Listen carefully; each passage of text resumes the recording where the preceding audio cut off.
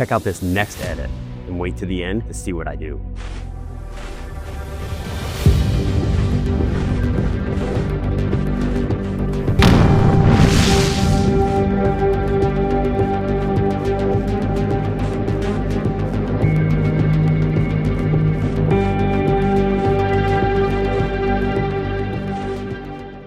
Look for my next video to see how I did this.